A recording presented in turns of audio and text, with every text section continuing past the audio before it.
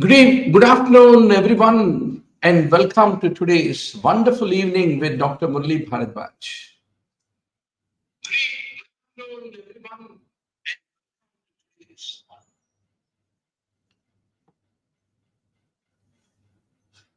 I hope you all saw the question paper. I only gave the PDF of the question paper. The explanatory answer booklet of ebook is getting ready by afternoon. We will upload and inform you. So, doctor, 200 questions is like 32 overs of IPL match. 32 into 6 is about roughly around 33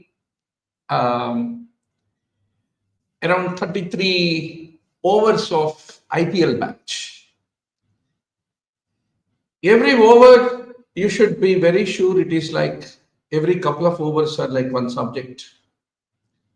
Every 8 to 10 questions is a subject. Some subjects we are naturally good because in MBBS we studied it very well. Nice to see Abra Alam, Ravinder, and many more who are all online. Can you please punch the voice loud and clear for all of you, doctor? So in MBBS, naturally we are good with certain subjects. Nice to see Siva Krishna Kunda. So those subjects don't need too much of wasting our time. Whereas those topics which we never read, we know that they are our Achilles heel. We feel that we need to do the revision. They are the things that you need to get alerted and customize your time for a deeper focus on these subjects. Very nice, Abra Alam, sir, going to sit for FMG June, sir. Definitely, God will bless you with a wonderful outcome, and shortly you will become a NEETPG topper also. Abra, just believe in yourself. So let's make the great beginning, doctor. With that preamble, assuming that all of you have done solve the paper. Now, a 65-year-old man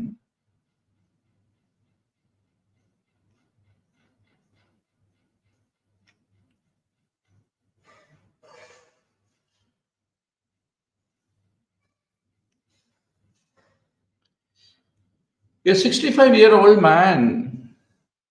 a history of chronic obstructive pulmonary disease presents with fever, chills, productive cough, rust-colored sputum. So what is the diagnosis, doctor? Streptococcus pneumoniae.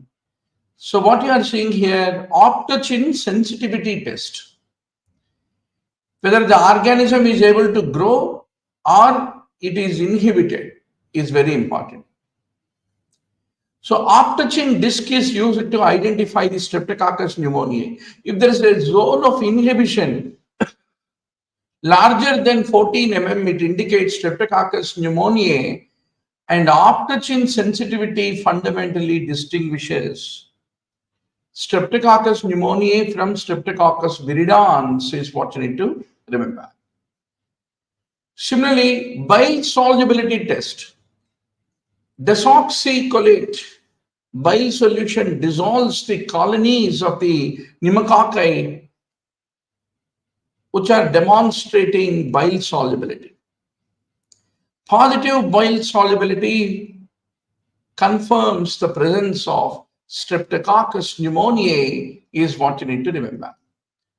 Streptococcus pneumoniae show which type of hemolysis? Alpha hemolysis, where there is greening of the agar around the colonies.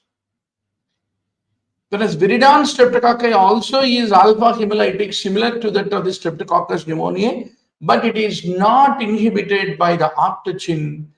Viridans is not soluble in the bile. These are the 2 points that you need to remember for the tomorrow's NEETPG. 25-year-old presents lobar consolidation. What do you see? Quellen's reaction, which is typically the swelling of the capsule of the pneumococcus, is what you need to remember. A 30-year-old woman comes with increased frequency of micturition, suprapubic pain. So what are the most common cause? What are these organisms? They are the gram-negative organisms, is what you're able to see here. They are the E. coli, is what you need to remember. A 45-year-old with a history of cystic fibrosis presents with the productive cough, increased difficulty breathing. Sputum sample is sent to Muller Hintel agar, and after 24 hours, the culture characteristics are shown. So it is classically the pigment formation, that is pyocyanin, and the blue pigment, pyoverdin, the green pigment formation on the Muller Hinton agar is characteristic of Pseudomonas, is what you need to remember. Now, doc. A 25-year-old man presents to the clinic with severe dehydration, profuse watery diarrhea, muscle cramps after returning from a trip to a region with poor sanitation. A stool sample cultured on thiosulfate citrate, bile salts, and sucrose agar. What is that organism, doctor? It is typically the Vibrio cholera, is what you need to remember. Thiosulfate, citrate, bile salts, and sucrose agar. They are used where glistening yellow colonies are the ones which are being produced by the Vibrio cholera, is what you should remember. A 30-year-old woman presents to the emergency with high fever, headache, extreme weakness, painful, swollen lymph nodes. Read Gimsa staining was done. And what do you see here, doctor? Safety pin appearance, which is very classical of the plague. Yersinia pestis, read genes stain typically lead to the appearance. Good. Very nice to see a good number of audience. So every day we meet, every day we practice. That is how we should become the toppers in the tomorrow's NEETPG. A 45-year-old man presents with progressive pain in the left hip over several months, which is worsening with standing and walking. X-ray of the hip is being performed. So what do you see in this hip, doctor? You are able to see the increased density of the bone, which is classical of avascular necrosis, where chronic steroid usage, especially a lot of people during the COVID pandemic, received large doses of the steroid, which led to increased prevalence of the avascular necrosis in the community. So progressive hip pain, limited range of motion, increased bone density, structural collapse of the femoral head. These are all the classical features of avascular necrosis, is what you should remember. A 20-year-old college student presents to the emergency department after falling on a outstretched hand, falling onto a outstretched hand during a basketball game. There's a tenderness in the anatomical snuff box. And what do you see here, doctor? What you are seeing here is the fracture in the waist of the scaphoid, is what you are able to see here. So it is a scaphoid fracture, is what you should remember.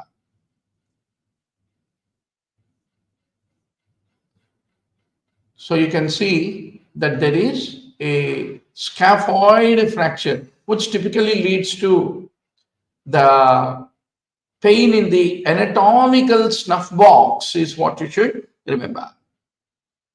Now, doctor.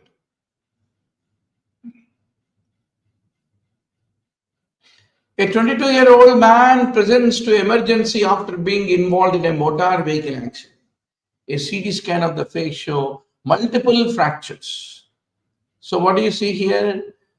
There's a fracture on the medial wall of the maxillary sinus, this one. Fracture of the nasal septum is seen.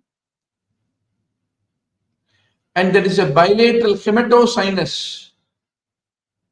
This is what you need to remember. The hematosinus is there. So all this is indicative of a craniofacial disjunction of the Lefort type 3 fracture, where there is a facial swelling, bilateral periorbital ecchymosis, epistaxis. Separation of the midface from the cranial base is called as Lefort's type 3. A 7-year-old child presents to the emergency on landing on an outstretched arm. You're able to see the X-ray. So classically it is type 3 supracondylar fracture, complete displacement of the distal humerus anteriorly with a visible posterior fat pad and a displaced anterhumeral line not intersecting the middle third of the capitulum is called as supracondylar type 3 fracture. 35-year-old with significant medical history experiencing syncopal episodes. So what is this? This is called ST segment elevation of a coving type of pattern. What is this called? Coving type of pattern, which is classical feature in the Brugada. Coved ST segment elevation more than 2 mm in the leads V1 to V3, followed by negative T wave in the same leads. You are able to see the negative T wave in the same leads after the coving is classical feature of the Brugada is what you need to remember. So with the Brugada, what is the main challenge? There is a risk of ventricular arrhythmias, sudden cardiac death. That's the reason you should know how to recognize the Brugada syndrome. A 55-year-old is brought to emergency after being found unconscious outside in the cold weather. So ECG has been done, and what do you see in the ECG, doctor? Typically, there are J waves. So what are the J waves? Typically, when you look at the QRS complex, there is a small dimple, right, before the T wave. So this is called J wave. So J wave is a sign of a hump or notch in the QRS complexities, J wave. J wave is a sign of hypothermia, is what you need to diagnose in this given case.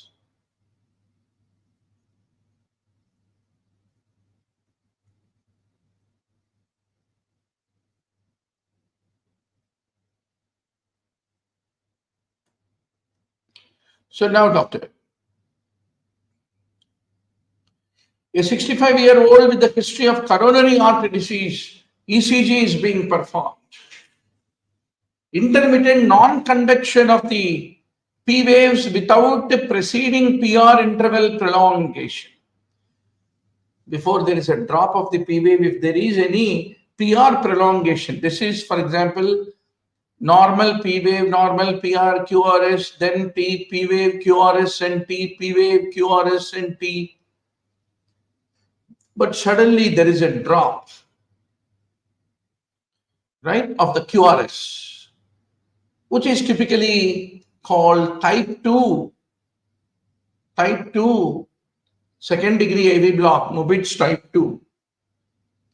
So Mobitz type 2 second degree AV block is the indication for pacemaker insertion because there is a risk of sudden cardiac death with type 2 Mobitz block is what you should remember.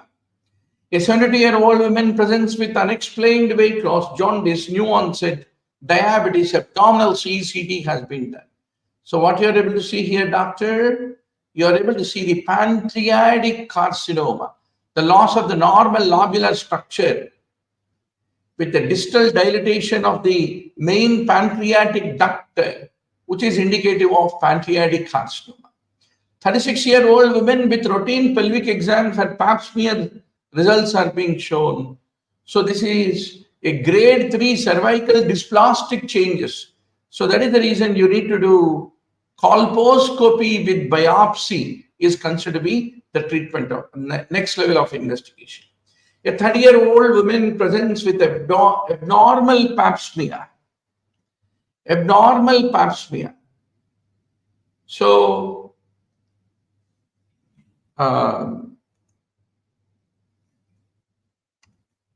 yes, good to see 6 online classmates. Very good, doctor.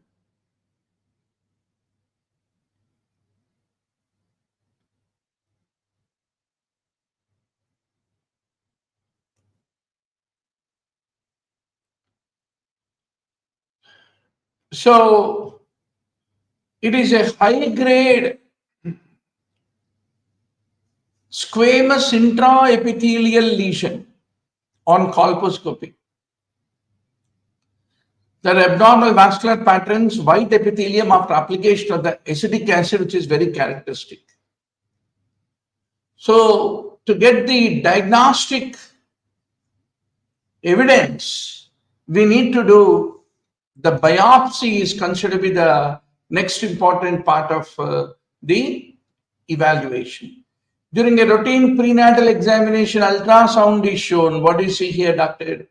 Here you are able to see lemon sign, banana sign, myelomeningocele. So this is a cherry 2 malformation with obliteration of the cisterna magna is what you need to make a diagnosis. 64-year-old woman presents with rapidly developing pruritic rash on her chest. It has got a distinct woody grain pattern. What does it suggest to? Erythema gyratum repens. Often there will be an underlying malignancy considered to be a paraneoplastic syndrome. Erythema gyratum repens is what you have to identify. A 65-year-old man, good to see 9 online classmates. Please inform to all your friends, doctor. So every day we have a full-scale grand test and a discussion. So remember, mark my word, how much time do we have for the NEETPG? Say today is March 31st, April May 30 days, May 30 days, 60 days, then June 20 days, 80 days, 75 pakad lo. So 75 days में हम 50 full scale grand test का, each containing 200 questions, just like the actual NEETPG exam. Image based questions, clinical vignette based questions. So if you solve the paper before, come to this discussion, attend the discussion, then the 51st exam will be the actual NEETPG. And I can assure you that you will become the topper. So today only go to learnograph.com, download the question paper. Every day we upload a new paper, already test 1, test 2, test 3. This is the test 3. Go to learnograph.com, download the PDF. It only costs you about $500 a test. And solve the paper before coming to the discussion. Discussion is free. So take the test. A lot of times we enroll to a lot of apps. Every app has got its own mock test, but there will be no discussion. If there is no discussion, there is no motivation personally to solve the paper, to get slapped 200 times, to rise from the dust of fall every time.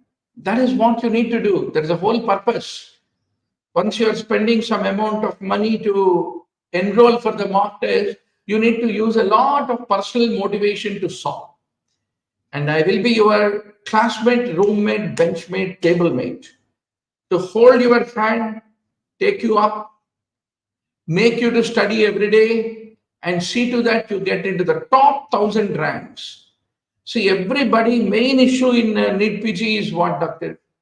It is not knowledge, it is not brilliance, it is not, you're not smart, you are already smart. That's the reason you cracked through 1.5 million people and got into medical college.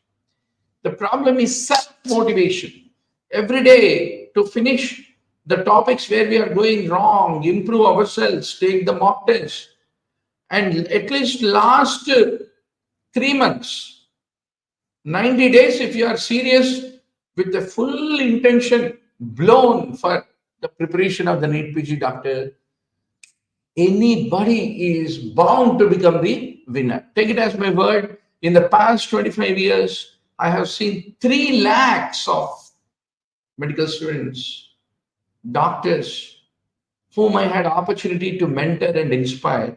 The only single fact is last 90 days, full motivation के साथ mock test को solve करो, discussion attend करो, identify करो, what are the topics where you are going wrong, go back and do the revision, whichever the study material where you are already subscribed to, doesn't matter.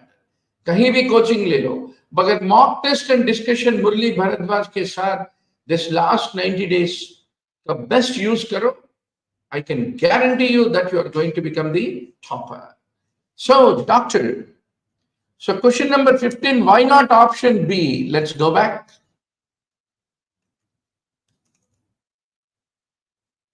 Question number 15. 15 is very, both PG ho gaya. 15, yeah, 15. Why not option B? B is HPV testing. No. Already cervical dysplasia is already there, doctor. Where is the question of waiting? The protocol is to do colposcopy with biopsy when there is a cervical carcinoma in situ CIN type 3 dysplasia. So 63-year-old, nice to see 14 online classmates. 63-year-old present to the clinic with several months history of a growing penile mass. So let me go to the regular type. Yeah. Cauliflower-like mass is being formed, engulfing the penile shaft. So what is this called? Giant condyloma acuminata, which is caused by human papilloma virus type 6 and 11 is what you should remember. A 15-year-old girl is brought to the dermatologist by her parents with a noticeable patch of hair loss on her scalp. The dermatologist observes varying lengths, some of which resemble burnt matchsticks. And the family reports frequent episodes of the child pulling at her hair when anxious. What is this called, doctor? It is called trichotillomania. Trichotillomania, where individual has an irresistible urge to pull out their hair, leading to noticeable hair loss. And what are the other differentials? Alopecia areata, tinea capitis, telogen effluvium. They have different presentations and etiologies. Burnt matchstick sign and trichotillomania. Please don't forget. Now, a 50-year-old man with a past history of significant hepatitis B, new onset hypertension, abdominal pain after meals because of the mesenteric ischemia due to the vasculitis.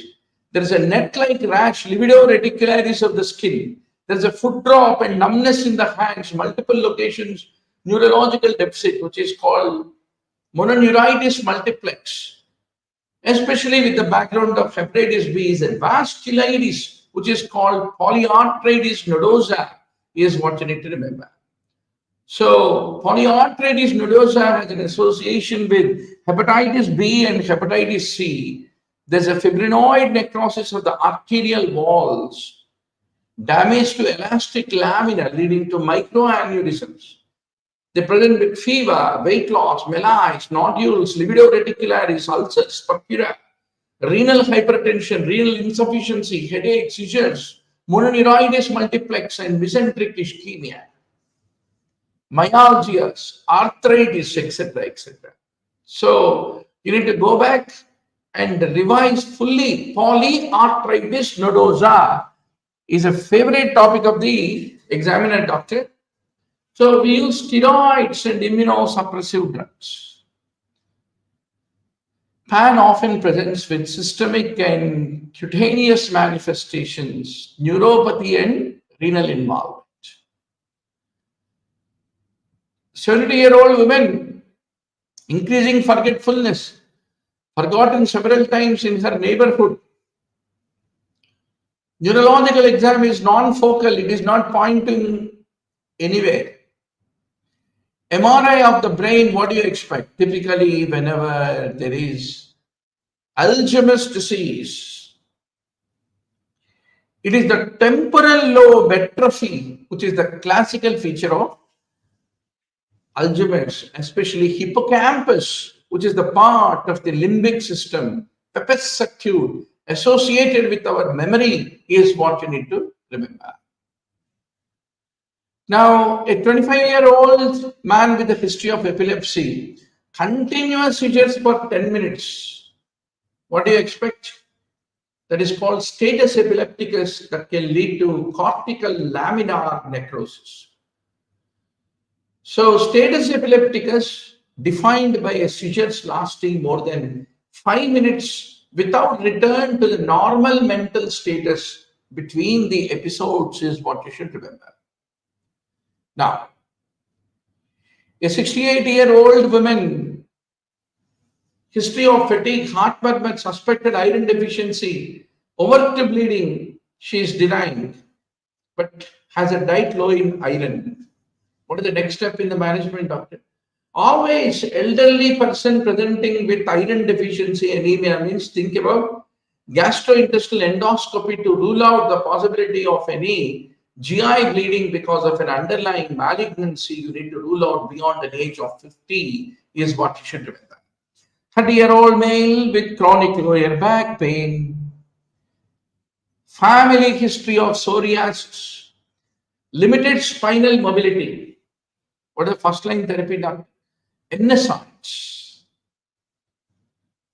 So always 30-year-old with low back pain, morning stiffness, think about ankylosing spondylitis is your diagnosis. 55-year-old woman with a history of rheumatoid arthritis has an enlarging painful ulcer on her lower leg. It started as a small pustule, now has a violaceous border. No history of the trauma. What is your diagnosis, doctor? Pyoderma gangrenosum, most common between 40 to 50 years of age, more common in female. So this is how typically pyoderma gangrenosum presents is what you should remember. Whatever, I'm so happy to see 18 online classmates on this Sunday afternoon to join the discussion. Good. So, doctor, every ebook, I launch every day one ebook, learnograph.com. Today only visit. And I give 200 MCQs, full-scale grand test, then 200 explanatory answers I give in the form of the mind maps. Mind maps is a very fast way by which you can get all the focused points in one page, in one flow chart, so that you won't forget. Easy to do the revision with the help of the mind maps. So today only go to learnograph.com, download. It only costs you about $500 for each question paper. And join for the discussion. Discussion is absolutely free. Ultimately, be motivated to become the winner. 35-year-old women, 2-week history of itchy blisters.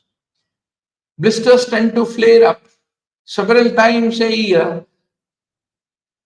Deep-seated vesicles and bullae. So what is your diagnosis, doctor? Recurrent episodes of deep-seated vesicles and bullae on the palms and soles is called dyshydrotic eczema. high potency topical steroids, which reduce the inflammation and pruritus, you need to basically use.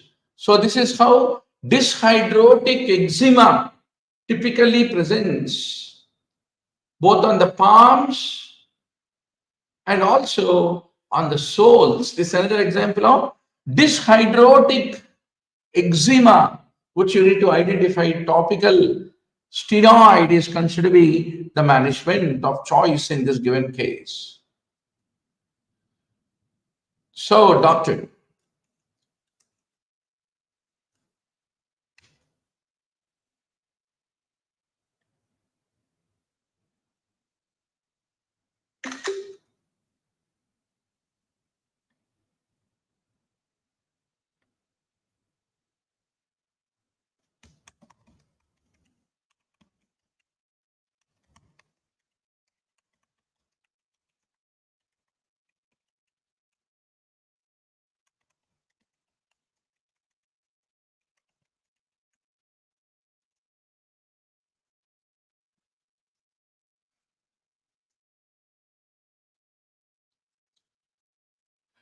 68-year-old female with 2-month history of bilateral shoulder and hip girdle pain, morning stiffness, recent unintended weight loss, elevated ESR, no joint swelling. So this is called polymyalgia rheumatica. Typically it presents with pain and stiffness in the shoulders and hip girdle. Patients above the age of 50 years, they respond well to the low dose glucocorticoids, especially with elevated acute phase reactants. So that is what you need to remember. So polymyalgia rheumatica.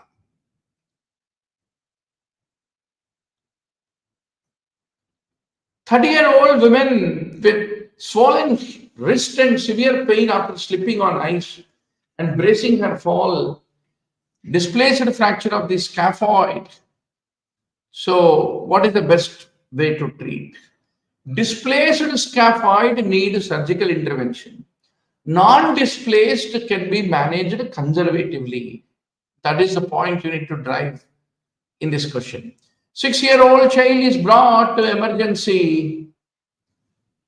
The child's arm is bent at an unusual angle, but the skin is not broken, bone is not fully broken. It is a green stick fracture is what you need to remember. So butterfly fracture, calf fracture means rib fracture. Dyscrasia fracture because of the osteoporosis or cancer. And green stick fracture, pond means depression fracture on the skull. Shepherd's fracture is fracture of the lateral tubercle of the posterior process of the talus. Ping pong fracture is a depressed skull fracture resembling the indentation typically seen in infants. Tripod is a fracture which typically involves zygomatic arch and orbital wall is what you need to remember. Once more, Lefort 1 is horizontal maxillary fracture above the teeth. Lefort 2 is pyramidal fracture through the maxillary sinus and orbit. Lefort 3 is the craniofacial disjunction separating the facial skeleton and the cranial base is what you should remember. 22-year-old man presents to the emergency with sudden onset of shortness of breath, confusion, petechial rash. After a long bone fracture, developing petechial rash on the front of the chest means jump and answer fat embolism syndrome. So I leave the literature for you, doctor, in the form of a mind map.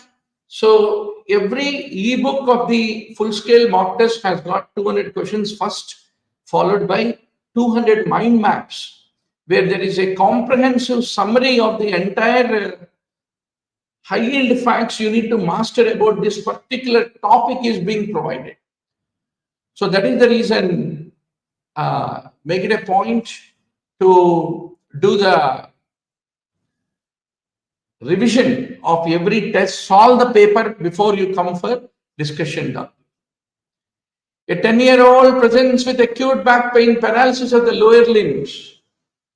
X-rays on the spine show No abnormality. MRI is pending. What is the diagnosis?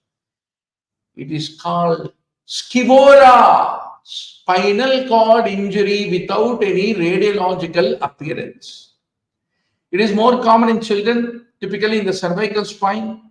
Scivora is often made when MRI shows abnormalities without X-ray or CT showing any abnormalities. You call it as scivora is what you should remember. Now, 12-year-old overweight boy, 3-week history of the left hip pain, especially when he tries to play sports. There is a reduced range of motion of internal rotation, abduction of the hip. His gait is antalgic. He has a pain on attempted hip flexion. All is pointing to the classic presentation of slipped capital femoral epiphysis, including groin pain, limited hip movements. What is the cleans line? The line along the lateral edge of the femoral neck. It should intersect the head. But if it does not, then you call it as slipped capital femoral epiphysis is what you need to remember. 30-year-old woman with a chronic back pain, history of progressive stiffness, night sweats. MRI shows erosion of the articular surfaces with the reduced joint spaces. What is the most likely diagnosis? One of the favorite questions, doctor. How do you differentiate? This is a tuberculosis of the spine. All right. So, how do you differentiate bacterial pyogenic arthritis in the spine versus TB arthritis? The joint space will typically show reduction. There will be erosion of the articular surfaces, periarticular rarefaction. There are all the signs to say it is TB arthritis but not pyogenic arthritis. Fibrous ankylosis is a common feature after the healing of the TB. Whereas bony ankylosis is the nature. Once the pyogenic arthritis undergoes, the healing is what you should remember. So now if you see here, doctor, tuberculous and pyogenic arthritis. So these are all typically tuberculous spondylitis. Tuberculous, whereas this is pyogenic arthritis. Pyogenic does not involve the intervertebral disc space, but tuberculous involves that and lead to narrowing of the space. And in the abscess, tuberculous spondylitis is more likely than pyogenic spondylitis to involve multiple segments, and paravertebral abscess is a feature more of tuberculous arthritis. So don't forget, this is one of the favorite questions of the examiner. 25-year-old man presents with 6 months history of the localized spine pain. Unresponsive to the over-the-counter medication, pain intensifies at the night and disturbs his sleep. There is tenderness on the T10 vertebrae. There is a soap bubble appearance. That itself is a clue. So it is an osteoblastoma with a localized spine pain and nocturnal symptoms. Non-responsive to NSAID are very characteristic. If it is responsive pain to the NSAIDs, it is osteoid osteoma. Non-responsive to the NSAID is typically osteoblastoma. Complete surgical resection need to be done. So I leave the literature for you. Osteoma, osteoid, osteoma, osteoblastoma. These are the 3 benign bone-forming tumors. Osteoma affects skull, face, middle-aged individual. Simple excision is enough. Osteoid osteoma, adolescent, younger age. More common in long bone. Osteoid osteoma, Ewing sarcoma. They are the two things that are diaphyseal. They involve the shaft is what you need to remember. X-ray shows a nidus of sclerosis. Complete excision of nidus needed. Osteoblastoma. 20 to 40 years located in the vertebral body requires excision reconstruction. It has got a soap bubble appearance and osteoblastoma does not respond to the endocytes is what you need to remember. 55-year-old falling on the outstretched hand, pain and swelling around the wrist. Dinner fork deformity, classical of Colles fracture. So wherever the questions don't need a lot of discussion, I keep skipping and moving forward. All right, doctor.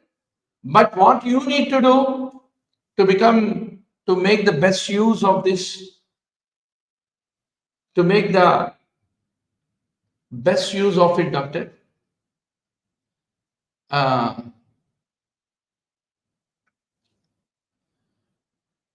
Mohammed Manazir Hussain, thanks for a very good compliment.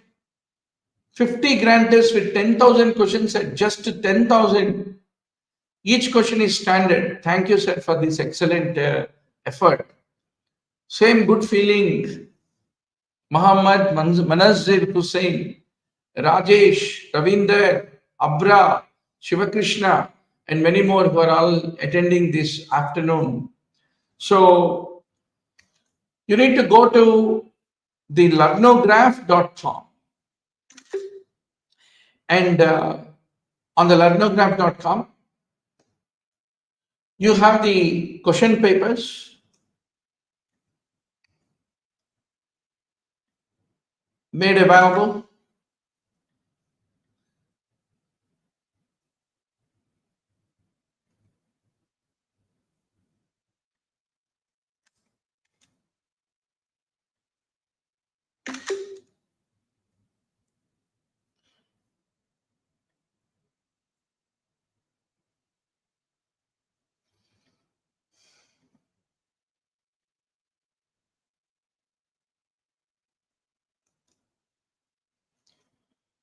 So all these question papers are made available as an ebook, and take the paper, solve the paper. 3 घंटे बैठो, साथ ही कोई friend को ले लो, 1-2 friends को. You can share the ebook. It's a PDF download, right? You can share to your friends, no problem. One guy pays $500 and shares to 2-3 people, no issue. But sit with all 3 of you, solve the paper, and then attend the live discussion. So that is how you need to make the best use of these 50 full-scale grant tests before the NEETPG. 7-year-old boy falls, presents with pain, inability to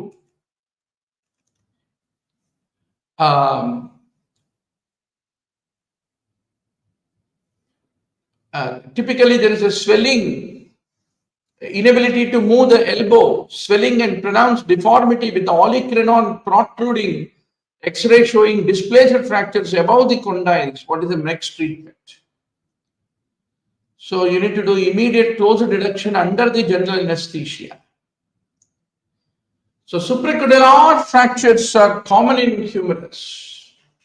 There's a pain, swelling, deformity, inability to move the elbow, and treatment. If it is displaced, you need to immobilize elbow plaster slab. Severely displaced, admit and treat immediately. You need to do K-wide fixation if the closed reduction fails, is what you have to remember. 35-year-old software engineer having tingling, numbness in her thumb and the first 2 fingers. Classical of the median nerve involvement in carpal tunnel syndrome. Carpal tunnel. Once more, what is tarsal tunnel? Then radial nerve entrapment, chiralgia paresthetica, meralgia paresthetica, ulnar nerve entrapment. All these entrapment syndromes, I leave the literature to you, doctor. Make a point to do the revision. 16-year-old sustains a direct hit on the posterior aspect of his shoulder. He is unable to abduct his arm, lost sensation on the lateral aspect of the shoulder. It's called regimental badge area. That is very classical of the axillary nerve. So anterior shoulder dislocations typically cause the injury to the axillary nerve. So once more, doctor, I leave the literature to you. Radial nerve injured in the shaft of the humerus with the wrist drop. Median nerve is most commonly injured in supracondylar fracture of the humerus. There is a sensory loss in the thumb, second and third fingers. Ulnar nerve is injured in the medial epicondyle of the humerus fracture. There is a loss in the little finger and the ulnar half of the ring finger. Sciatic nerve is classically injured in posterior dislocation of the hip. There is a foot drop and wasting of the gastrocnemius. Common peroneal nerve, typically in the knee dislocation and neck of the fibula fracture, that lead to foot drop, inability to evert the foot and sensory loss along the anterolateral aspect of the leg is what you need to remember. 32-year-old women presents with easy bruising, bleeding gums, non-healing wound, undergone Roux by gastric bypass. So basically, doctor, bruising, gum bleeding, non-healing wounds, all suggestive of scurvy. Scurvy lead to normal clotting but platelet dysfunction. Normal clotting studies make coagulopathy and platelet dysfunction less likely. So scurvy lead to hematoma petechiae not because of the thrombocytopenia but because of the vasculitis is what you should remember. 45-year-old with known history of HIV with gradual loss of vision with increased sensitivity to light, clouding of the lens and absence of the red reflex. HIV ophthalmic manifestations can include cataracts. Cytomegalovirus retinitis can occur, uveitis can occur, herpes simplex, keratitis can occur in HIV is what you have to remember. A 55-year-old woman with invasive breast cancer undergoes sentinel lymph node biopsy. During the planning her biopsy, what is the anatomical landmark that divides the lymph nodes into various levels? Level 1 is lateral inferior to pectoralis minor. Level 2 posterior to pectoralis minor. Level 3 medial and superior to pectoralis minor. All the levels of the axillary lymph nodes are in relation to pectoralis minor is what you should remember. A 78-year-old woman with a history of the stroke, non-healing ulcer on the right ischial tuberosity, ulcer is full thickness, visible necrosis, no signs of infection, typical of pressure ulcer, decubitus ulcer in the patient who has stroke. 68-year-old man, mild induration, tenderness, post-operative abdominal incision, no erythema, warmth, he is afebrile. What is the next step? So you should know. Normally, only post-operatively, there will be some tenderness in the wound, lack of erythema, lack of drainage, lack of systemic symptoms. Means no need of any further antibiotics. 22-year-old typically fell down on outstretched hand, reports pain when lifting her arm, localized tenderness on the top of the shoulder. Pain intensifies when she tries to bring her arm across the chest.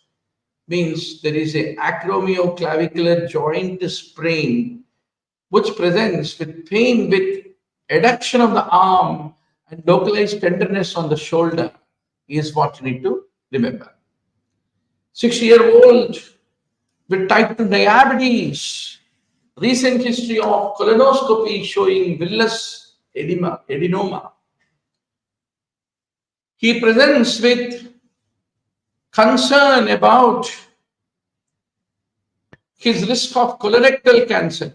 He stopped smoking, only moderate alcohol intake, weekly once red meat. So, but out of all this, what is most important factor that decides chances of colorectal cancer, doctor? Is the question, right? That is the question. So you should remember, it is the personal history of villus adenoma, right? Villus adenoma is a direct precursor to cancer, is what you should remember. 72-year-old with a history of antibiotic use for pneumonia with abdominal distension, fever, lethargy, and WBC count elevated, colonic dilatation, evidence of without any evidence of obstruction. So, what is the most likely diagnosis? So, whenever a lot of antibiotics are used, Clostridium difficile infection can lead to development of the toxic megacolon, is what you are able to see over here. A 30-year-old presents to emergency after sustaining a stab wound to the chest. Stab wound to the chest. He is hypotensive, tachycardic, chest tube inserted on the affected site show initial output of 1700 ml of blood. What is the most appropriate step now? Prepare the patient for emergent thoracotomy. So initial bloody output of 1700 ml from the chest tube after penetrating chest trauma is the indication for emergent thoracotomy. So emergent thoracotomy indication क्या होता है? Initial bloody output more than 1500 ml and persistent hemorrhage more than 200 ml per hour for more than 2 hours becomes an indication for emergent thoracotomy, is what you have to remember. Now, doctor. 44-year-old with enlarged jaw, increased hand and foot size, high blood pressure, snoring, hyperglycemia. So, what is your diagnosis? Acromegaly. Acromegaly, growth hormone excess. 72-year-old, warfarin therapy, acute lower back pain, progressive weakness in the legs, and difficulty initiating urination. He had an epidural steroid injection for chronic back pain 2 days ago. After that, he developed the progressive weakness. So always be careful whenever you do any neuraxial procedure, especially those who are anticoagulant users. There is a great chance of developing epidural hematoma. MRI is very critical to confirm the diagnosis of epidural hematoma. 63-year-old with a history of tobacco use with fatigue, unintentional weight loss, positive fecal occult blood test, colonoscopy is scheduled, which location of the colorectal cancer. So you should know, right-sided colorectal cancer, how does it present? Iron deficiency due to occult bleeding. Whereas left-sided will cause obstructive symptoms and visible bleeding. That is the main difference. Left-sided tumors, there will be crampy pain, change in bowel habits, visible bleeding. Rectal tumors, narrowed stool, tenesmus, and visible bleeding. That's what you need to remember.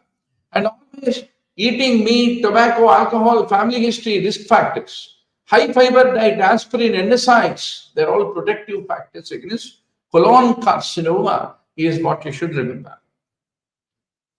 47-year-old man with 2 days history of jaw pain, swelling under the jaw, difficulty swallowing, voice is muffled, and he is sitting upright, drooling. There's a brawling, neck swelling without lymphadenopathy, tongue is elevated. So all this is a presentation of Ludwig's angina, which require urgent airway management because of the risk of obstruction. Now, doctor, 55-year-old asymptomatic mass in her neck discovered Ultrasound shows a 2 centimeter thyroid nodule which has got irregular margins, microcalcification, TSH is reported low. How do you want to proceed? So this is one favorite question, doctor. Low TSH with a suspicious ultrasound require radionuclide scan. Cold nodules on radionuclide scanning, they have a high risk of malignancy. FNAC is indicated for nodules more than 1 centimeter is what you should remember. So how do you approach, doctor, thyroid nodule? Thyroid nodules are more common as the person age is advancing. Those who have undergone radiation exposure or family history of thyroid cancer, greater risk. First line always for thyroid nodule is TSH ultrasound. Low TSH indicate further evaluation with radionuclide scanning. And a high-risk sonographic feature always with thyroid nodule is if it is more than 1 centimeter, which require FNAC. Cold nodules suggest malignancy, hot nodules suggest benignity is what you should remember. Now, doctor, 32-year-old woman with 4-month history of diarrhea, occasional blood in her stool. She reports having up to 3 bowel movements daily. Colonoscopy shows superficial ulcerations confined to rectosigmoid.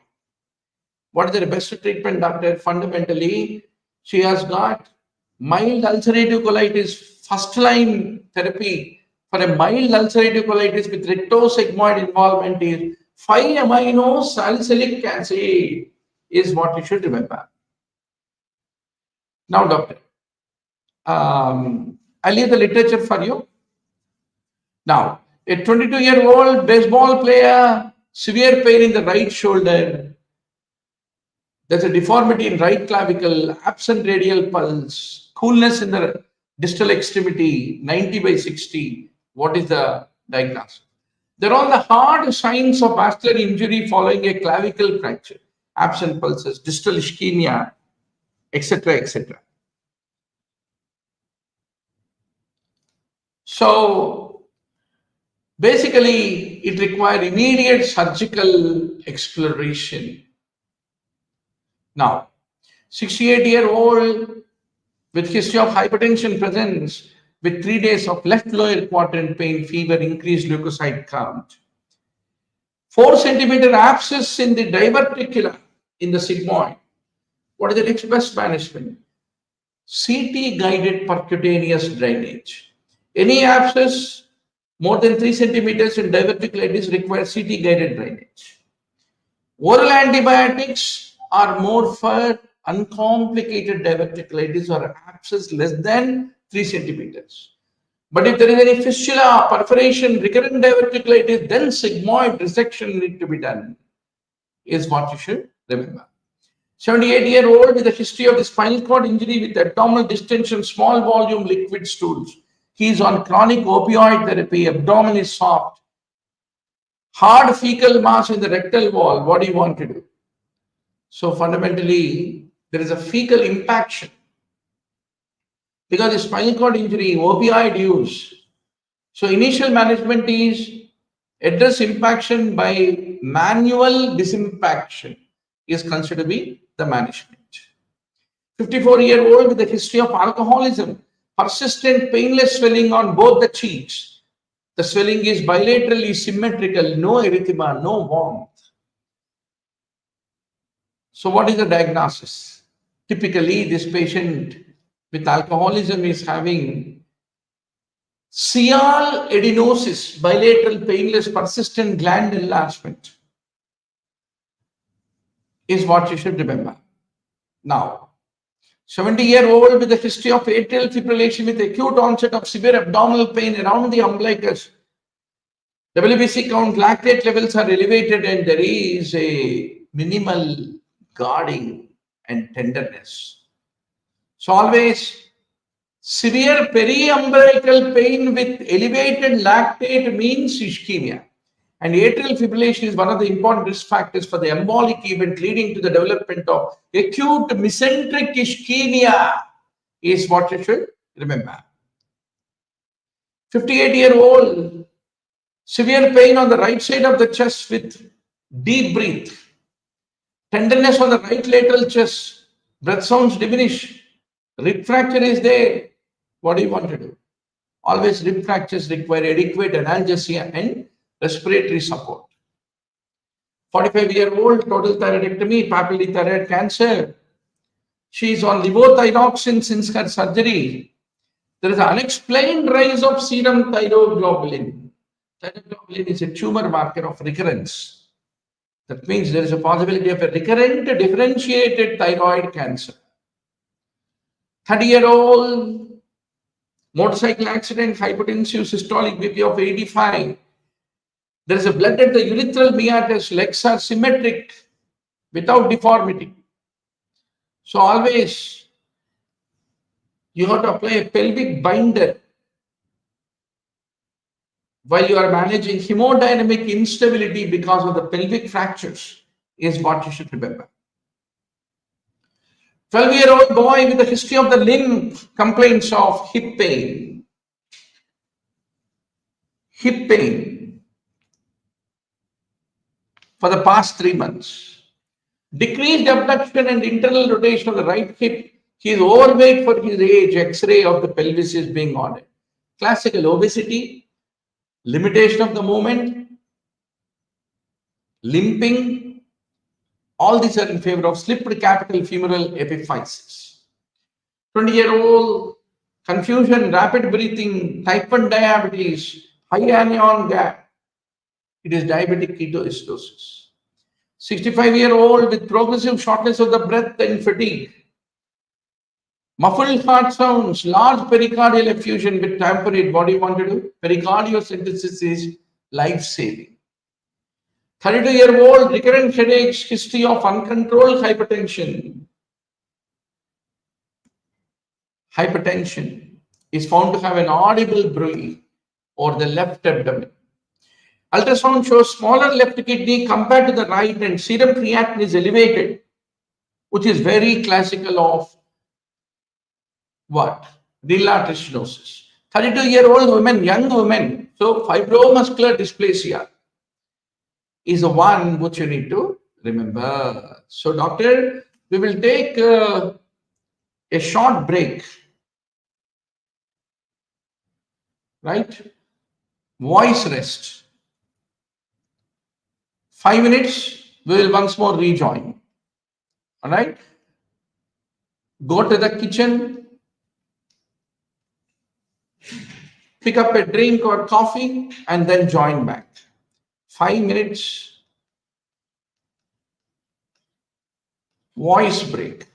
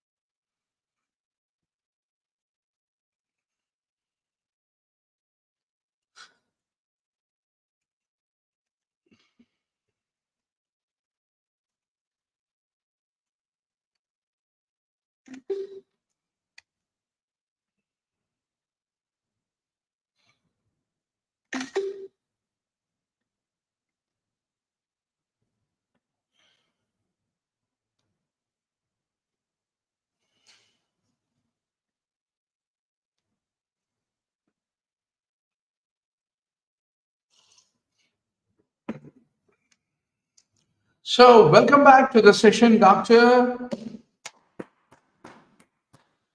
Jago or Aage Bado. Let's finish the remaining questions. Now,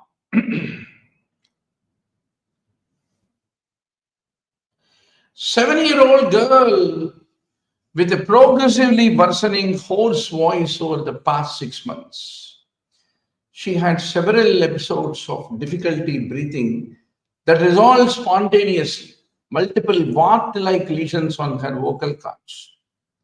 What is it most likely? So you should remember, multiple wart-like lesion on vocal cords in a child are characteristic of the human papillomavirus infection, recurrent respiratory papillomatosis. It is the HPV-6 and HPV-11 which are responsible. Can the online students punch whether the voice is loud and clear for all of you, doctor?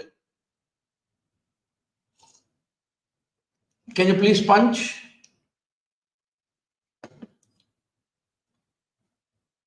Good.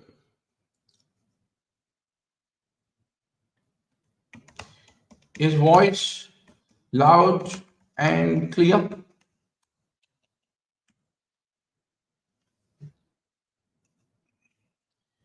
Okay. Now, let's go to the next question. 55-year-old women with a history of lung cancer now presents with hypotension, jugular venous distension. Distant muffled heart sound, CCG shows low voltage QRS complex. Electrical alternance, one small wave, one big wave of ECG. So, what are the most immediate diagnostic tests? So, classically, muffled heart sounds is a feature of pericardial effusion and tamponade. So, transthoracic echocardiography need to be done. So, hypotension, jugular venous distension, muffled heart sounds is called Beck's triad. And what is meant by pulsus paradoxus? When the systolic blood pressure falls more than 10 millimeters of mercury during inspiration, you call pulsus paradoxus, which is seen in pericardial effusion and cardiac tamponade, is what you should remember. Once more, doctor, all the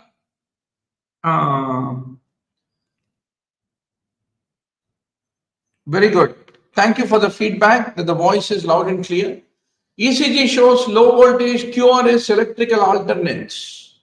X-ray show enlarged cardiac shadow, but cardiac shadow is not. How will you differentiate pericardial effusion, enlarged cardiac shadow from congestive heart failure's enlarged cardiac shadow? If the lungs are clear, then it is pericardial effusion with the enlarged cardiac shadow. But the lungs are showing the haziness of pulmonary edema with the enlarged cardiac shadow, then that is because of the congestive heart failure, is what you need to remember. 45-year-old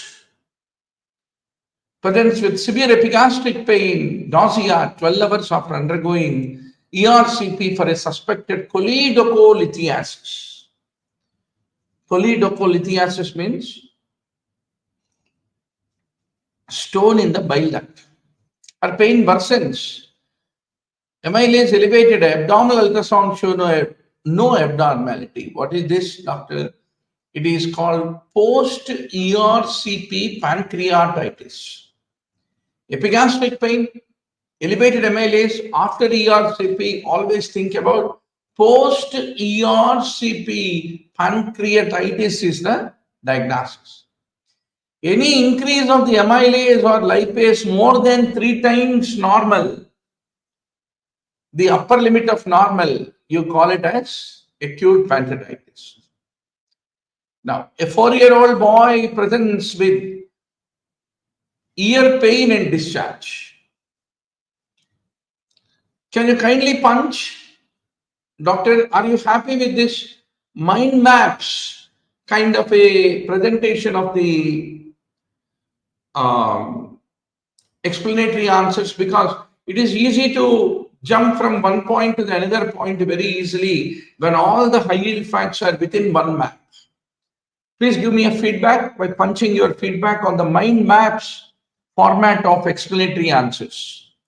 A 4-year-old boy with ear pain and discharge, there is redness and swelling in the outer ear canal with some discharge noted. The boy's mother reported he has been swimming frequently this summer. So what is that called? Acute otitis externa, which is called swimmer's ear, is what you need to remember. Please punch your feedback, doctor, on this mind map kind of a presentation of the explanatory answers. How do you feel about it? Is it good? Is it better than the traditional paragraphs of explanatory answer? Which is better? So, otitis externa typically presents with middle ear effusion and pain, often without any external ear canal symptoms. So, you should know, doctor, in the ear, cartilaginous part is outer 1/3 ear canal, contains hair follicles, ceruminous glands, common site for cerumen impaction and external otitis. Bony part is inner, no hair follicles or glands are being found. Isthmus is located 5 mm lateral to the tympanic membrane. Fissures of Santorini. I'm still waiting for your feedback. Did you like this mind map way of explanatory answers? So that everything is linked with each other and being presented as a single mind map. Is it helping you? Please give a feedback. Now, fissures of Santorini. Thank you, Kuldeep, for saying it is helping, right? And Rajesh says, mind maps are useful than paragraphs, sir. Very good. Excellent, doctor. Thanks for the feedback. Fissures of Santorini. There are passages in the anterior cartilaginous part that the potential site for infection spread to parotid gland. Foramen of Fuchsia present in the anterior-inferior part. Awesome, sir, says Ravinder. Very good. So, foramen of Fuchsia is present in the anterior-inferior part of the bony canal in children. It allows the infection spread up to 4 years of age, is what you have to remember.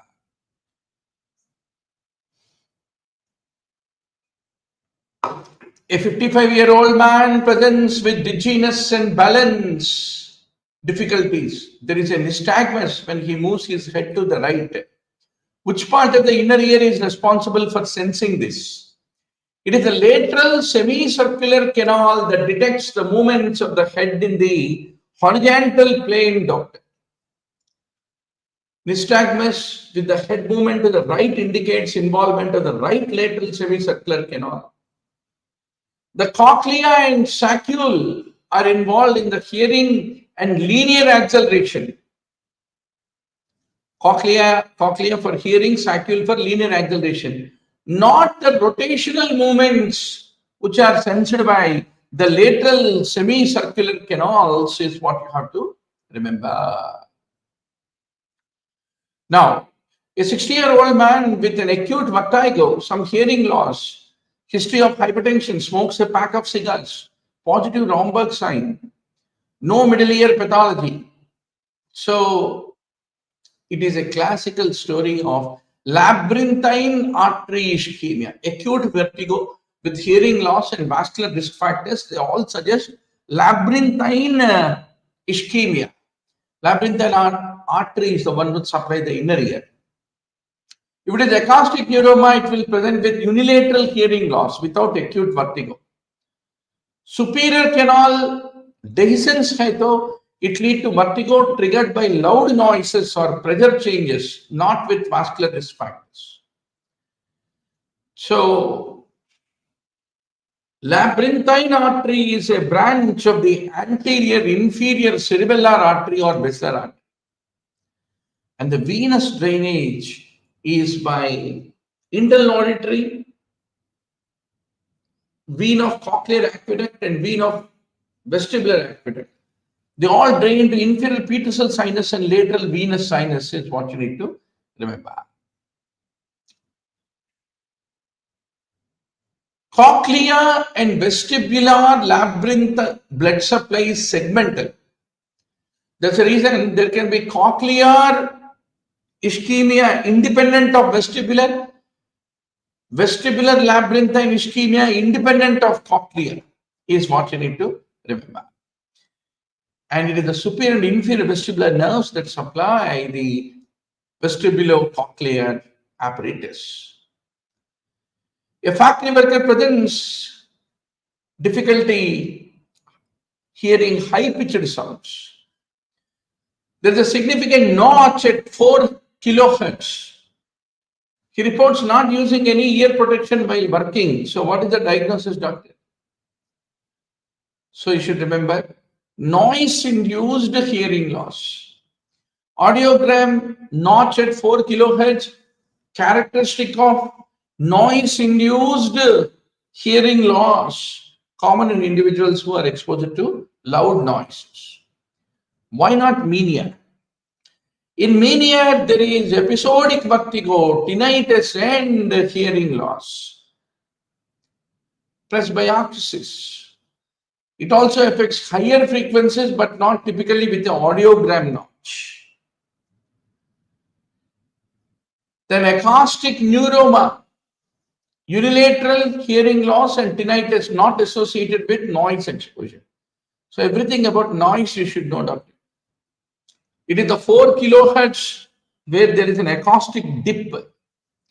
Auditory fatigue will start at 90 decibels, especially at 4000 hertz. Permanent damage at 100 decibels. Tympanic membrane rupture above 160 decibels. 85 decibels considered maximum safe daily exposure. 90 decibels for 8 hours per day for 5 days weekly is the limit as per Factories Act.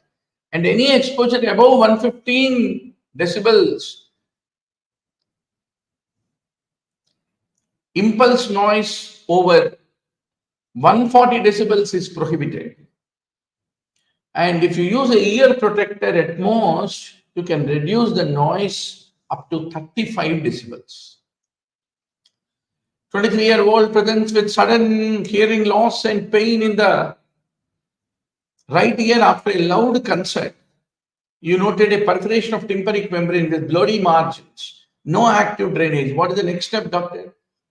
Conservative management and follow-up. You need to know the tympanic membrane can often heal spontaneously, and conservative management is the initial step. Don't put antibiotic ear drops because that can lead to ototoxicity when you put them when there is already a perforation. 35-year-old woman with a history of chronic ear infections now has new onset headache, fever, and confusion. Raised intracranial pressure. Where will you get the otogenic abscess to the brain duct? Temporal lobe is the classical location. Temporal lobe. 23-year-old with sudden hearing loss, pain in the right ear following a loud concert. Already we discussed conservative management and follow-up. 35-year-old with a history of chronic infections. Already we discussed temporal lobe. 16-year-old with otoscopy showing multiple perforations of tympanic membrane, very classical of tubercular otitis media. 25-year-old with facial pain, nasal congestion, frontal headache that worsens when bending forward. CT scan shows sinus opacification. without evidence of air fluid levels. What do you want to do? So, prescribe oral antibiotics and NSAIDs. Whenever acute frontal sinusitis is there, unless you give NSAIDs in addition to oral antibiotics, it won't resolve. It won't resolve. Then a 40-year-old man presents with slowly progressive hardening of his nasal tissue, episodic rhinitis, non-tender swelling of the nasal dorsum and nodular mucosa. So what is this? Rhinosteroma. Rhinosteroma is caused by Klebsiella rhinosteromatis is the one which is responsible and the causative agent of rhinosteroma, where there is a woody expansion of the nose is what you have to remember. And how do you treat, doctor? We have to give streptomycin, tetracycline and radiotherapy are not good. Streptomycin, it is also called tapir's nose. Granular matter, psychiatrical stage, it is called tapir's nose. And what do you find in rhinosteroma? Submucosal granulation tissue with the plasma cells, lymphocytes, large foam cells called Mikulicz cells and Russell bodies are the feature of rhinosteroma is what you should remember. 10-year-old child with frequent nosebleeds, they occur with minimal provocation, stop spontaneously.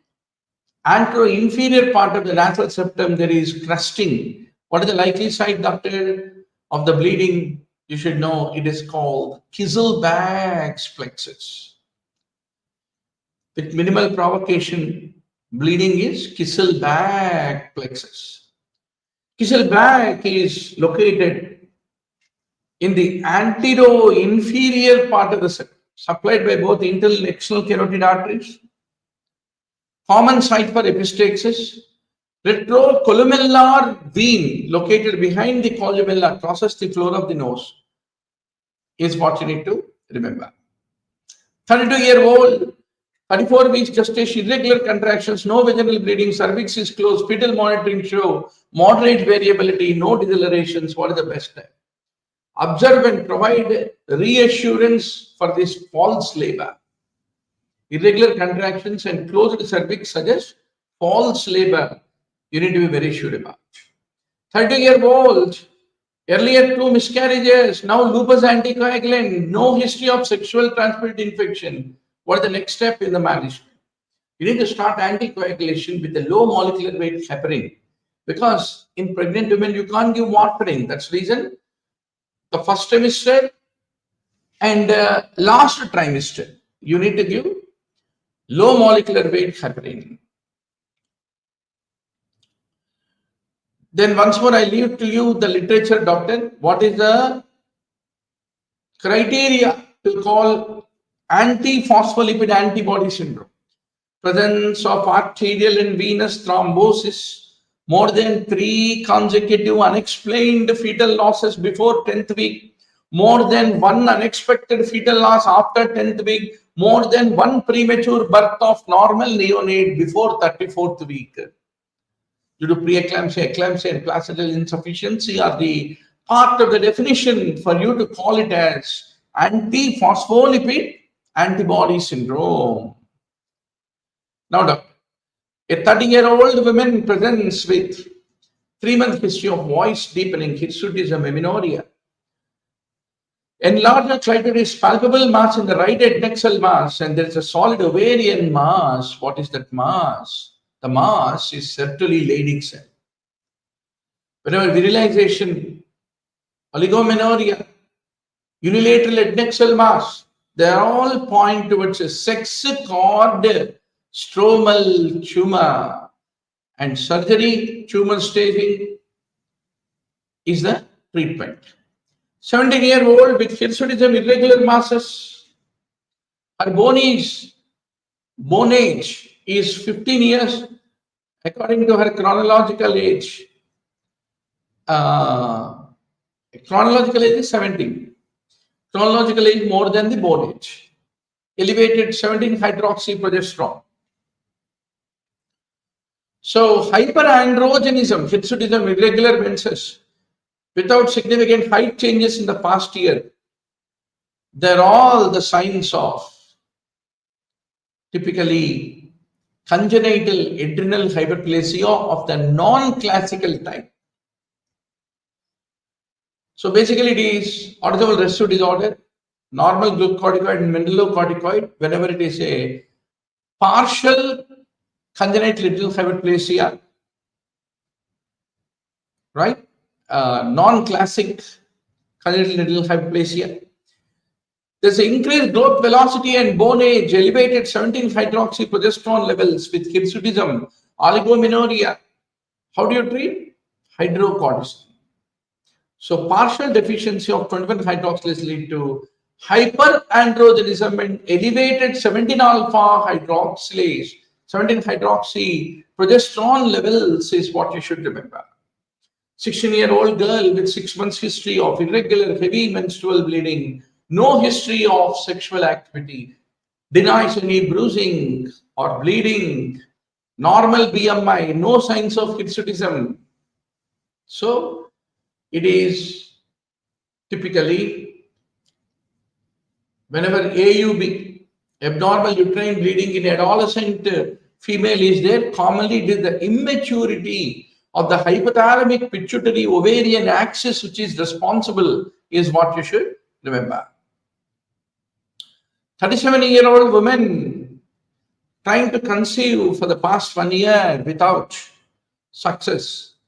Regular menses, never been pregnant before, and what is the most appropriate next step?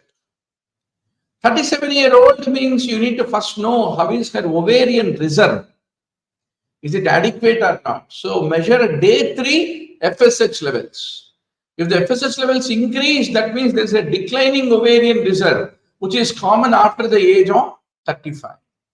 A pregnant woman in her first trimester with persistent vomiting, weight loss, dehydration, horizontal nystagmus, poor dietary intake because the hyperemesis predisposes to vitamin B1 deficiency leading to Wernicke's encephalopathy presenting with double vision and horizontal nystagmus.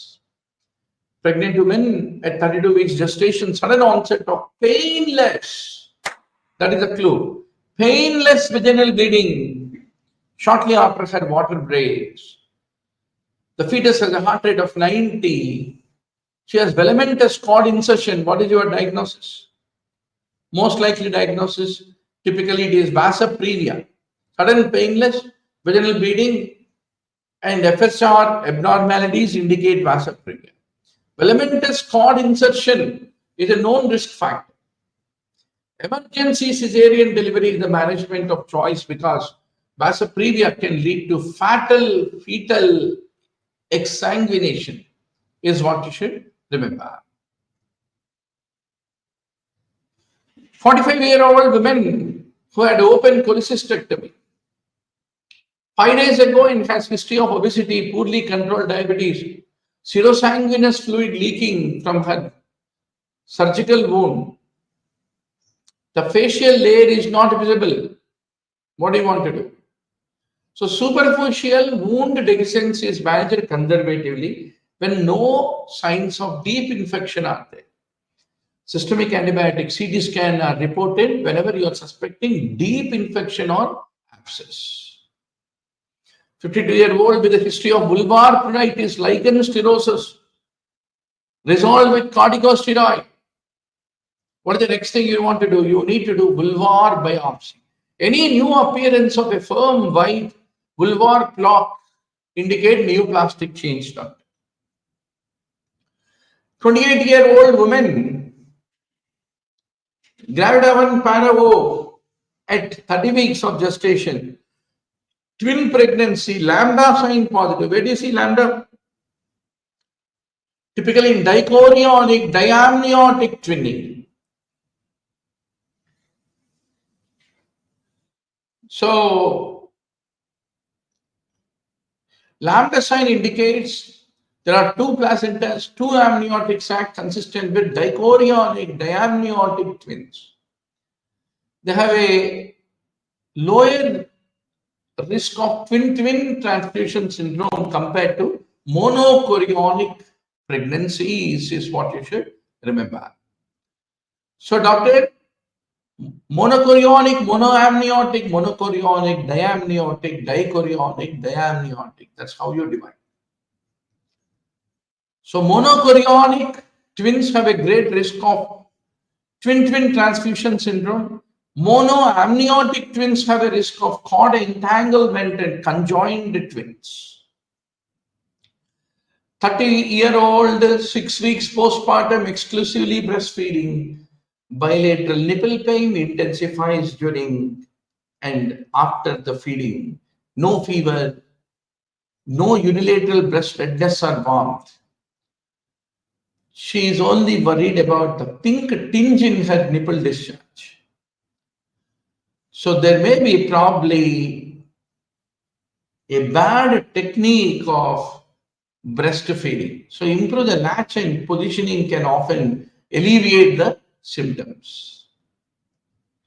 28-year-old pregnant woman with a history of SLE at 26 weeks gestation, ultrasound show fetal heart rate consistently around 50 BPM. What is the most likely cause of fetal bradycardia? So SLE patients produce autoantibodies, anti-SSA, otherwise called Rho, and anti-SSB LA. They can lead to fetal heart block is what you should remember. A young woman with a history of seizures, learning difficulties, new onset skin lesions, hypopigmented macules on her back, facial angiofibroma, shagreen patch. What is the possibility? You need to do a genetic counseling and testing for tuberous sclerosis. History of seizures, characteristic skin lesions is equal to TSC. Then doctor, 14-year-old girl history never menstruated. There is a blue tinged bulging membrane at vaginal introitus and a pelvic mass, classical of imperforate hymen with hematocolpos. 27-year-old woman, 6 months history of progressively worsening dysmenorrhea. The pain is localized to right lower quadrant, radiates to the right flank. She denies nausea, vomiting, headache with her menses. Her menstrual cycles are regular. So what is your diagnosis, doctor? Endometriosis, late onset dysmenorrhea, unilateral pelvic pain, intermenstrual bleeding suggests secondary cause like endometriosis. There will be a radiating pain and spotting are characteristic of endometriosis because of the adhesions and lesions on one side. Is what you should remember. A 32-year-old woman, 30 weeks pregnant, sudden onset of severe abdominal pain, vaginal bleeding, tender, firm mass, non-reassuring fetal heart rate. What is your diagnosis? Sudden abdominal pain, vaginal bleeding, tender, firm uterus in the context of known risk factors are indicative of abruptio. Abruptio is painful. Previa is painless. You should remember. 31-year-old woman, presence for evaluation of abnormal pap smear. Colposcopy shows CIN1, but endocervical curettage shows CIN3. And she has been using OCPs for birth control. What do you want to do? So you should know CIN3 on endocervical curettage indicate a high risk for progress to cancer. Hence, you need to do excisional treatment. So that is the reason immediate cervical conization is indicated. And you need to repeat pap testing in 3 years.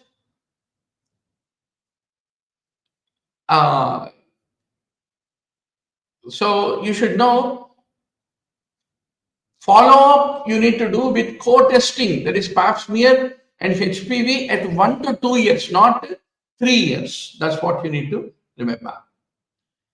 A 27-year-old with BMI of 35, irregular menstrual cycles, abnormal uterine bleeding, obesity, all is suggestive of endometrial hyperplasia.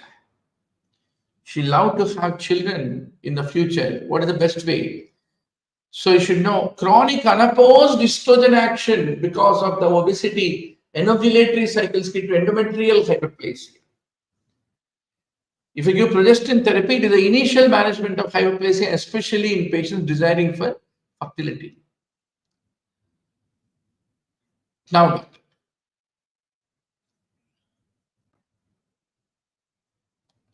30-year-old pregnant woman in her second trimester with history of preeclampsia in the previous pregnancy. She can swim, she can do yoga, she can do stationary cycling, but not downhill skiing, which is dangerous in view of her previous history. 29-year-old pregnant woman in her third trimester has a burning sensation, numbness along the lateral aspect of her thigh, classical of meralgia paresthetica.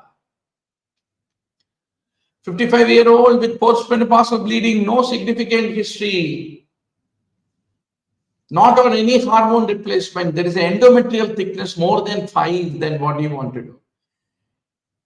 Any endometrial thickness more than 4 mm in a postmenopausal woman with bleeding, you must do, you have to do biopsy, is what you should remember.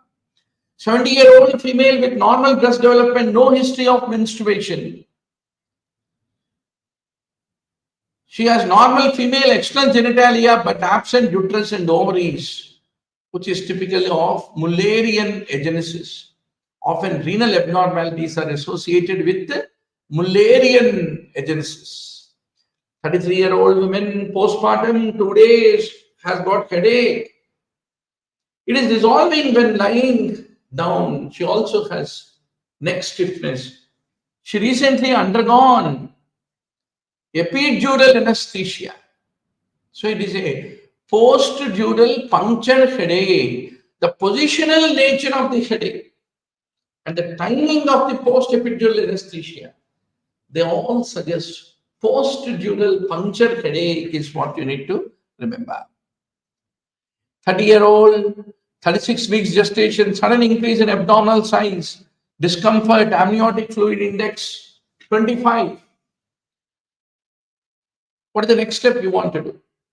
Mainly what this patient is having polyhydramnios near term. But she is asymptomatic. No immediate delivery is indicated. Right? So expected management with increased antenatal surveillance is the management of a mild polyhydramnios is what you should remember. 16-year-old phenotypically female patient with a deepened voice, increased body height, clitoromegaly, no menses but has developed normal breast tissue, karyotype 46X5. What else? Normal breast development and virilization at puberty are characteristic of phi alpha reductase deficiency, androgen insensitivity. So these are all the things that need to be considered. Right? Now, doctor. 40-year-old with well-developed psychiatric condition scheduled for surgery. And psychiatric condition, can she be able to give informed consent? Yes, she has the capacity to give informed consent. 52-year-old woman presents with 1 month history of constant vaginal wetness following a hysterectomy. She reports that fluid is odorless. And she feels as if she is incontinent of urine. On examination, there is no vaginal inflammation but a small amount of clear fluid observed. So what is this? So all this is suggestive of a vesico-vaginal fistula after a hysterectomy, common after pelvic surgery. So that is the reason cystourethroskopy with a dye test will help to confirm the presence of vesico-vaginal fistula. 22-year-old female with a 2-day history of abdominal pain, spotting, 2 episodes of PID. She has a low-grade fever and cervical motion tenderness. So all this is consistent with PID, pelvic inflammatory disease. Give a single dose of ceftriaxone and begin doxycycline. Sarcomere. Typically, the A band remains constant when there is a muscle contraction, while the I band and H band will decrease, is what you need to remember. So width of A band is constant, width of I band decreases, width of H band decreases and disappears. So what is the specialty of carbon dioxide? Carbon dioxide has a higher diffusion coefficient than oxygen because of higher solubility, in spite of having a higher molecular weight compared to oxygen.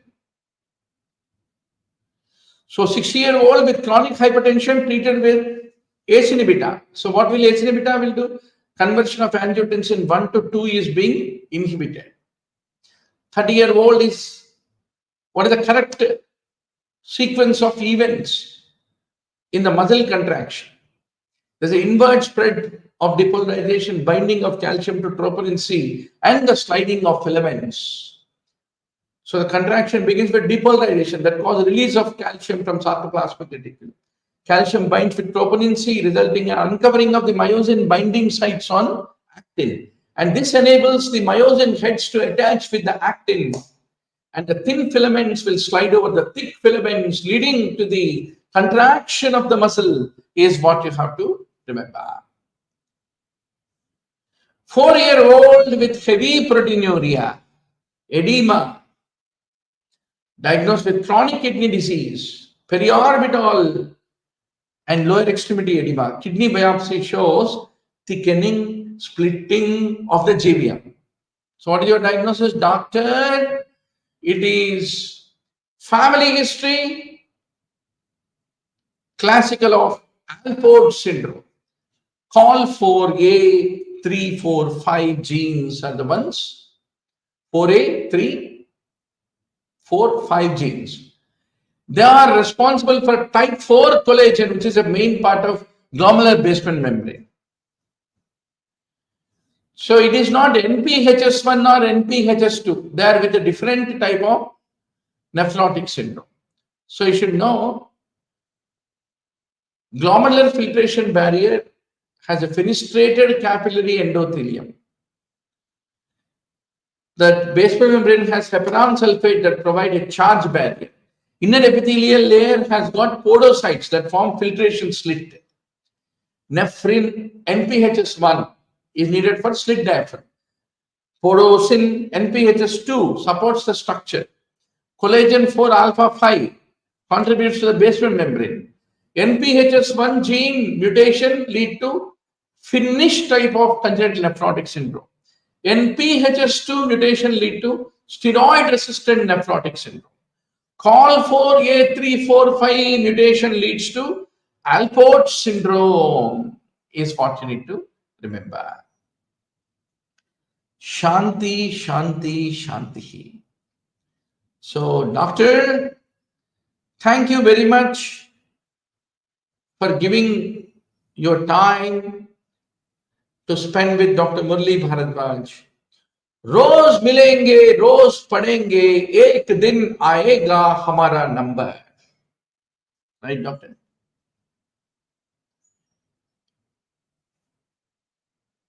Always, before mama believes us, papa believes, girlfriend believes, boyfriend believes, who should believe that you are going to be topper? You should believe yourself. When you wake up, think I am the topper. When you have lunch, think you are a topper. When you are going to bed, think you are a topper. And all that is possible if you solve one full-scale mock test with Dr. Murli Bharadwaj every day. And go to lugnograph.com, download the ebook containing 200 questions with 200 explanations in the form of mind maps. Solve the paper. come to the discussion. Dr. Murli Bharadwaj will be your classmate, benchmate, roommate, tablemate to study and prepare with you every day. The next 2 months is going to be crucial for you to become the winner. So each of these mock test ebook costs you $500. So 50 will cost you, 50 ebooks will cost 25,000. Instead of 25,000, you can buy a package of 10,000. You get all the 50 ebooks to download. But these 10,000 questions in this 50 ebooks, once you solve, practice 200 questions from 19 subjects, nobody is going to stop you from becoming the winner. Inform all your friends. Thank you.